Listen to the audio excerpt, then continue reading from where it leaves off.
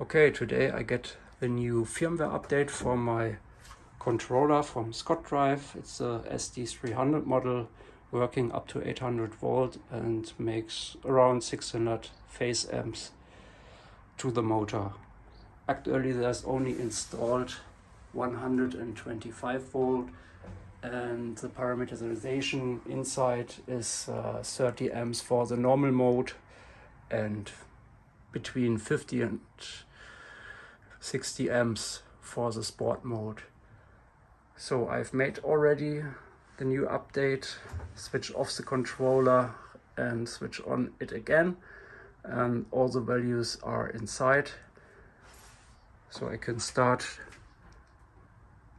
to switch off the drivetrain.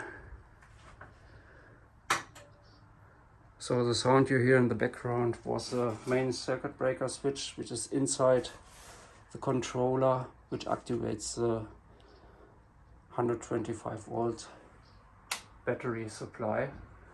And now I have to give him the direction I want to drive.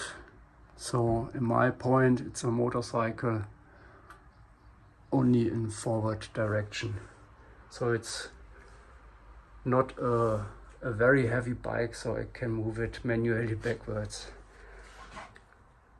That means actually I can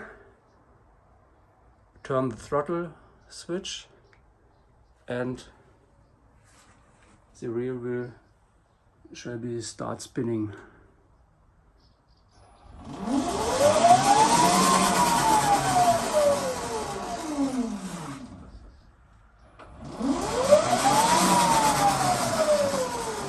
So that's only 30 amps, and now I can switch to the sport mode. Now also the sport mode is activated, and if I turn the throttle switch again, it's start to accelerate a little bit faster, but that's all at no load, so it's definitely faster than before.